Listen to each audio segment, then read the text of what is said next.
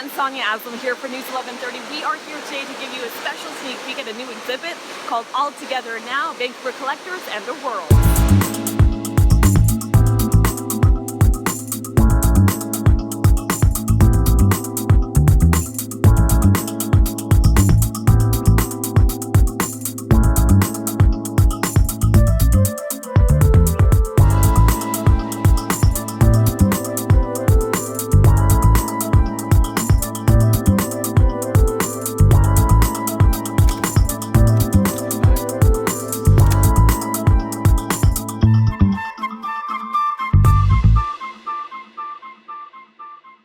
So I'm here with Kyle, who collects pinball machines. Kyle, let's begin with the history of this. This goes back to your childhood.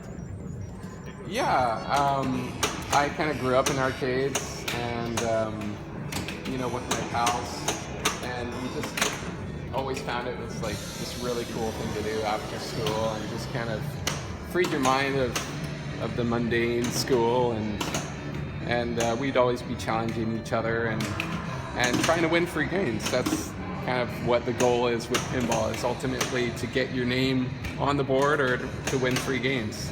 So you've been collecting these for quite a few years now, and you're sort of bringing them back to Vancouver. Can you explain that?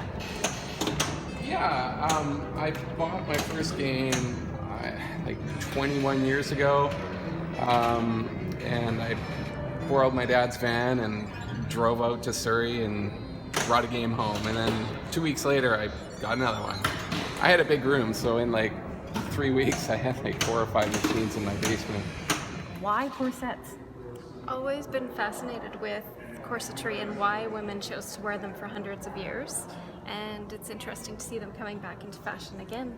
I heard Dolly Parton used to wear corsets and could never find out why women embraced corsets, so that's always been an interest for me to understand the history of corsetry and why women chose to wear them. And how do you collect them? I travel all around the world looking for antique corsets to add to my collection. I love French corsets, so the collection is predominantly from France. I just love the frivolity of them, and they're so exquisite. The fact that this was undergarments, everything that went over top of it was equally beautiful.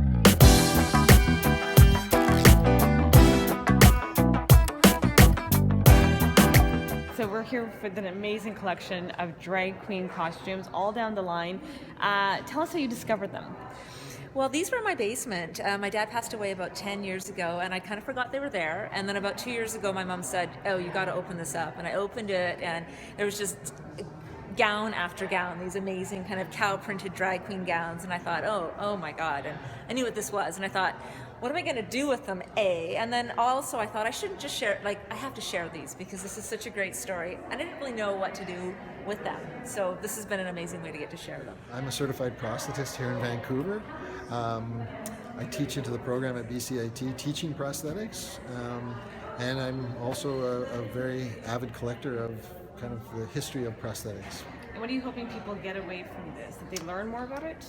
I would love if they would take away that, I think with the instant gratification of the internet and all of the YouTube videos and stuff that people pull up, we are really showing a lot of the technology and the high-end functioning prostheses.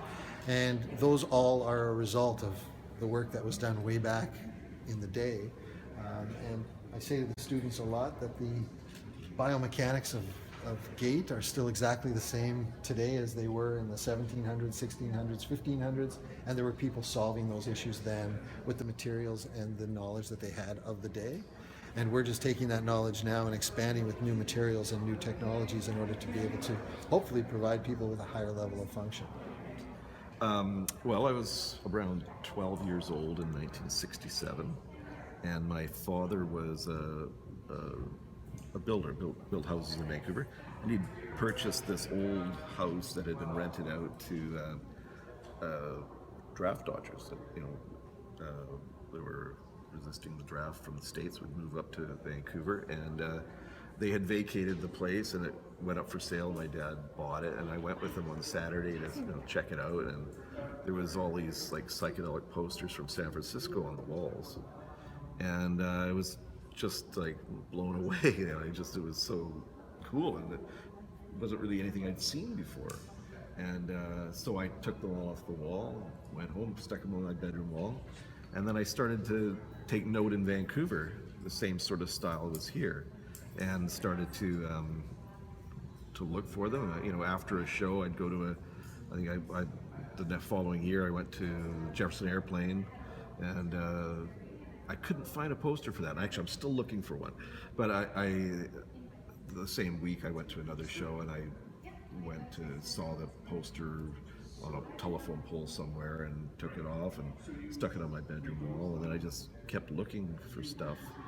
And then as I got older, and I was more serious about it, had the money to buy stuff, so I would go to record swap meets and antique sales and just look for stuff. And is that what you do now? It's easy to collect, or? It's hard to find stuff. Like paper memorabilia kind of got thrown away, and people really didn't think of collecting old concert posters. Like when I started collecting, I really didn't know anybody else that did.